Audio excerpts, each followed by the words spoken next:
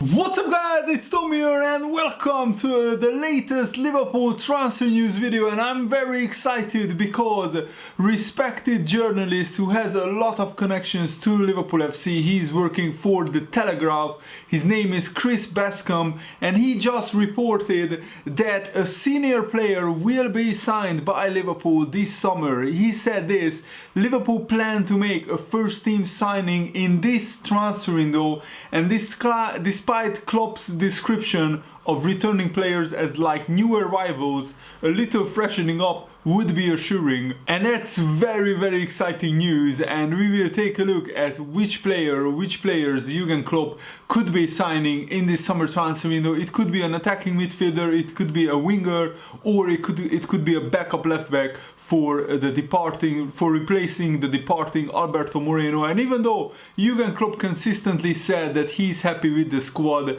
I think he wants to freshen up the team and wants to build up a bigger squad. And I think Jurgen Klopp knows that Liverpool don't need an overhaul. We don't need multiple big name players because we already have Adam Lallana coming back from injury, Joe Gomez, Alex Oxlade-Chamberlain. Also we have new players like Ryan Brewster, Harry Wilson, Ryan Kent, who were all very impressive so far in pre-season. So it's a very exciting time for this Liverpool squad, and Jurgen Klopp seems to want to rely on many young players. And this is what Jurgen Klopp said about the transfer window and his squad. I'm happy with the team. We are really happy. We have to see if we find maybe one position, if we find something for it, but there's no real pressure because it's not about signing a player. We have solutions for all the situations. I don't think because people want to have world class here,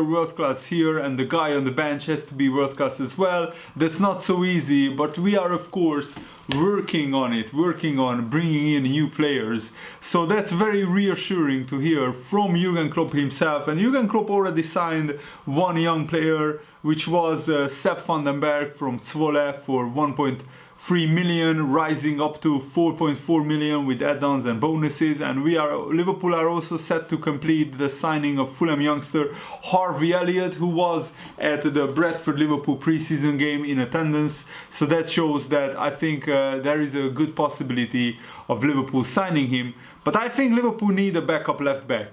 And Steve Nicol, the pundit who used to play for Liverpool and is a Liverpool legend, so I respect his opinion, he said that Liverpool should sign highly rated teenager Ryan Sessegnon. And remember, in the past 3 summer transfer windows, Liverpool always signed players from relegated teams. We signed Andrew Robertson from Hull City, before that we signed Wijnaldum from relegated Newcastle, and after that we signed Xherdan Shaqiri from relegated Stoke City. So now Liverpool could sign Ryan Sessegnon from relegated Fulham, and that is very exciting because I really want this guy. I really want to see this guy in a Liverpool shirt. He is still a teenager, just 19 years old, so he wouldn't be under pressure to straight away replace Andrew Robertson, but he scored 16 goals in 52 games for Fulham in the Championship. And yes,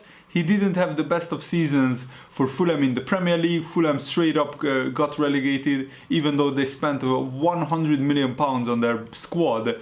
Ryan Sessegnon only scored 2 goals in 38 games, but he is more like a left back. And this is what Steve Nicol said about Ryan Sessegnon. Well, Ryan Sessegnon wouldn't be starting, but he would be pushing Andrew Robertson for a first team place. He's there to push, and he's there to make the starting 11 that start the games better. He's still a teenager, still has a lot to learn, but what in 2 or 3 years time he's pushing Robertson or anybody else down that left hand side, and that is going to be a very exciting proposition for Ryan Sessegnon. And he is a boyhood Liverpool fan. He said in many interviews that he was supporting Liverpool growing up. He has multiple Steven Gerrard jerseys, Liverpool shirts, Liverpool home kits with Steven Gerrard's name on the bag, because he was idolizing Gerrard growing up, just like I was idolizing Gerrard when I was growing up.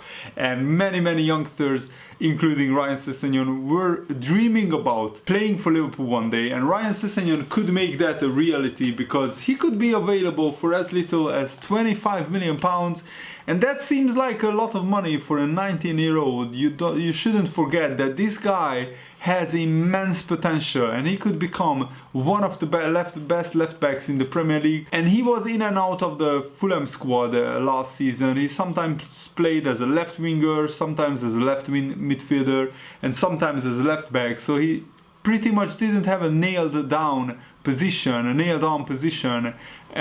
the Fulham side, and that made it difficult for him to really flourish. And also, Fulham had an absolutely awful season. Their whole team was disjointed. They had multiple managers throughout the season, playing different systems, different tactical setups. And for a 19-year-old Ryan Sessegnon to not play in a settled team, in a settled position, was very difficult. So I think we shouldn't judge him too harshly on the season that Fulham had. But still, Ryan Sessegnon was, probably one of Fulham's brightest young players in the squad, and Fulham could be tempted into a sale if a suitable bid is lodged at this stage, rather than run the risk of seeing a price set by a tribunal once Ryan Sessegnon becomes a free agent, because Ryan Sessegnon doesn't have a lot left on his contract. I think he has 1 year left maybe, and Liverpool would be getting a player of considerable potential because he's an England under-21 international, having enjoyed a meteoric rise to the Premier League over recent years. But listen to this, Ryan Sessegnon was the first player born in the 21st century to score in the Premier League, and I think that is some record. He scored against Cardiff City, and there were 34 minutes on the clock when the talented teenager Ryan Sessegnon rewrote the record books,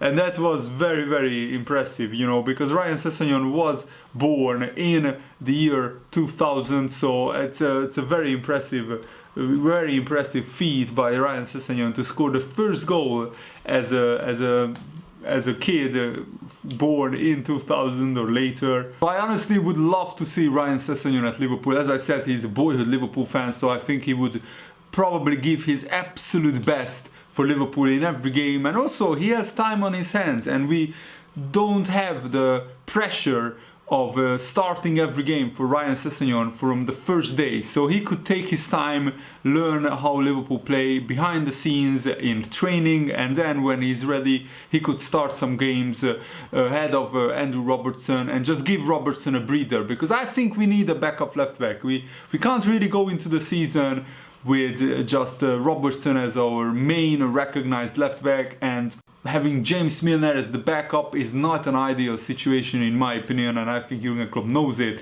And now let's talk about Liverpool's grueling fixture schedule for this season, because Liverpool will be involved in 7 competitions, and Jurgen Klopp fears that the fixture schedule will be unacceptable, and Jurgen Klopp has long considered the football calendar, an absolute farce. And Liverpool will be participating in the FIFA World Club Championships held in Qatar in December, and there is potential for an absolute chaotic mid-season, because Premier League and probably maybe League Cup or FA Cup games will be rearranged and postponed, and Liverpool have sought qualification from FIFA on the dates and the format of the Qatar tournament, because we need guidance on whether senior players are obliged to be part of the squad, because maybe Liverpool will send a squad of mostly young players and some senior players to that tournament. And this is what Jurgen Klopp said about the whole issue. We sit here and it sounds like I am having a moan or whatever. It is just the situation in the long term is not acceptable. It looks like nobody can imagine a week without football in the year. When did that happen? A game again, a game again. It is difficult for the boys. Everything will be fine this season, but in the long term we have to change it. There must be breaks. Come on, let them go, be brave. Don't treat every game like it is the last of the decade. For example, Sadio Mane's season, after he played the Africa Cup of Nations final, it will be 13 months. A 13-month season for Sadio Mane, that is how it is. That's what Jurgen Klopp is saying.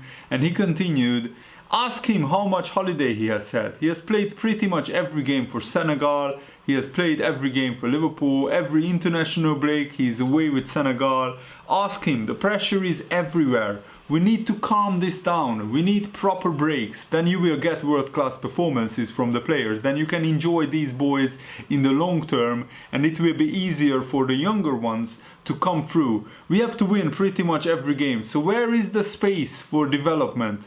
We have to make sure all together that there is enough space for the boys to recover and then to go again, like it was in the good old times, by the way. For here on pre-season it is not a problem. We have all the boys here apart from the three up front and Alisson. That's not the biggest problem for Alisson, only having a couple of weeks to prepare. But the other three, we will see. They need a holiday. It's not like after 3 days you can say to them, hey, come on, let's start running again. And they have had a tough summer program. It's football, it's not riding a bike. So you lose a little bit of rhythm. It will all come back, but it will be a tough start for Liverpool. For the other teams as well, Tottenham have had it pretty much like we have. But it is just like it is in the future. We have to change that. We have to. I mean, Sadio Mane's workload was incredible at the end of the season. Because just imagine...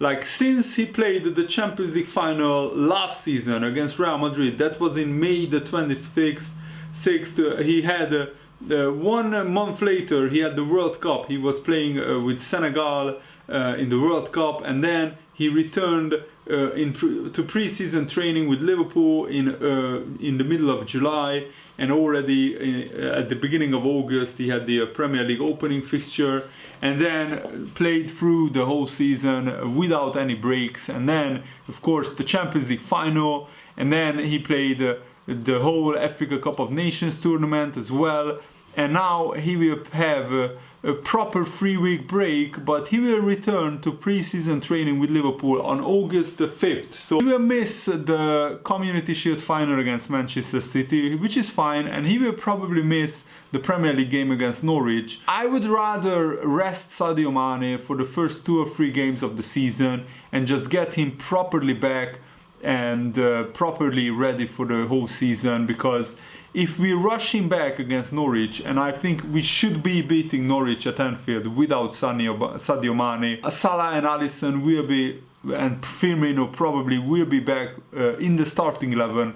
So Liverpool really should just start either Origi or Ryan Brewster up front instead of Mane, and then work it from there. And maybe Mane can return for the European Super Cup final against Chelsea, and then in the second Premier League game Mane can have a proper first start of the Premier League season. But Jurgen Klopp is right, we cannot overload these players, and that's what many superstars are feeling, that sometimes they can't perform at their top level because they are playing games every week, sometimes 2 games, sometimes even 3 games. And with Liverpool going away to Qatar in December, it will be a brutal schedule, honestly, and I'm not sure what Liverpool should do about it. What we can hope for is that Liverpool keep all their biggest stars fit, and also that the young players can contribute and they can show that they are good enough to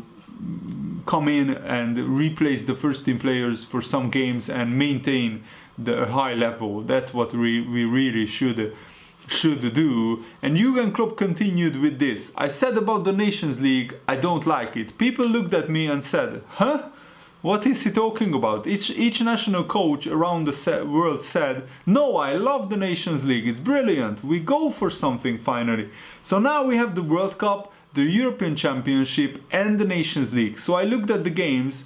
4 days, just 4 days after the Champions League final, the boys are there. The Dutch guys, Shaqiri, the English boys. If they had been friendly games, the boys would not have been there at all. But no, it's the Nations League finals, so they have to go. There is always an important competition, the next important competition, then England, and the Premier League starts, the earliest. Where is the space for training? And Liverpool's start to the campaign is hectic, with the Super Cup final against Chelsea held in Istanbul, and of course we have the Community Shield final against Man City as well. So Liverpool have 2 more games at the start of the season, which I'm not complaining about because that's good. We can win 2 trophies at the start of the season, but I'm not sure if Liverpool will be ready for those 2 games. We should be ready for the Premier League start, that's for sure, but about the Community Shield final, I'm not sure how strong of a team Jurgen Klopp will go with. I think Guardiola will want to go with their strongest team because he wants to win the Community Shield and he wants to win every trophy. I'm not sure what Jurgen Klopp's motivations are. I think he will focus on fitness more so than winning that trophy, but we shall wait and see. And Jurgen Klopp also said this: the Premier League begins 1 week early than all the other leagues, so okay, we have to deal with that. We will see. We fly to Istanbul after we play Norwich, then we go to Southampton directly straight after, so that's tough. And I agree, it's a very, very tough schedule, but that's what Liverpool have signed up for. And I think Liverpool playing in 7 competitions means that we are successful. That means that we won the Champions League and we can win more trophies. So I really hope that Jurgen Klopp focuses on trying to build the biggest and the best squad possible. And I think we should retain some of the young players. We shouldn't sell players like Ryan Kent, Harry Wilson.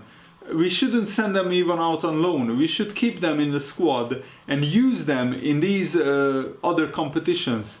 So the Premier League, the Champions League, the best 11 plays. But the other competitions, we should give these players a chance to prove that they are good enough to play for Liverpool. And also, we shouldn't sell Nathaniel Klein. We have been talking with Crystal Palace about selling Klein to them. But I really, really hope that Liverpool keep Klein, because he would be brilliant backup for Trent Alexander-Arnold. He has experience, he is a very good defender, and I think he would give a lot of squad depth for Liverpool. And let's talk about James Milner. This is what he said about his contract situation. As it stands, last year we spoke to Liverpool and I asked them if they wanted to do something, and they said not at that time. We haven't heard anything since, so that's where we are at. All I can do is concentrate on my football and do what I can. But in terms of where I am with my contract, that's what has happened up until now, and I haven't heard anything from the club. And Clinton Morrison, who is now a pundit at Sky Sports, he has said this: even though James Milner is 33 years old, Jurgen Klopp will be keen on a new deal. When you get to a certain age, if you are still delivering on a regular basis, then you are entitled to earn that new contract. He's 33 and look at how many games Milner played last season. He's still one of the fittest players around. Is he one of the fittest at Liverpool? I can guarantee you, in all the testing, James Milner will win everything when it comes to weights, running and covering the miles on the pitch. I can guarantee you, on a match day, he probably does the most running out of all the players. I bet if you speak to Jurgen Klopp, he would say, get the deal done as soon as possible. It's the hierarchy, the Liverpool hierarchy, making the decision. The same is happening with Danny Rose at Tottenham.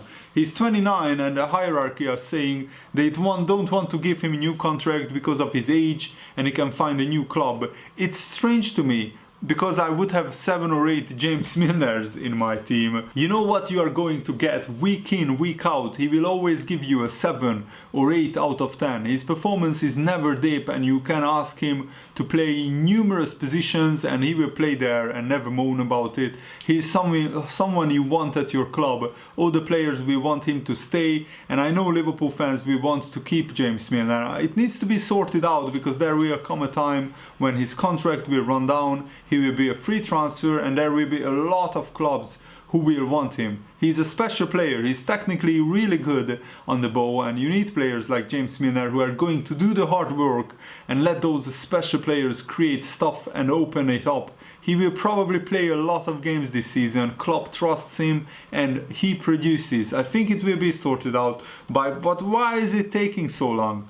And that's a good argument. Why is the new contract to James Milner taking so long? I think maybe the club and the decision makers at Liverpool think that maybe James Milner's performances will dip and next season he will be not as good as this season. But so far there is no indication of that happening. James Milner again won the lactate test by running furthest with the most stamina than any other player at Liverpool. He deserves a new contract, but that's just my opinion. Let me know what you think in the comments below, and I really hope that you guys enjoyed this video. Have a nice day, see you later, goodbye.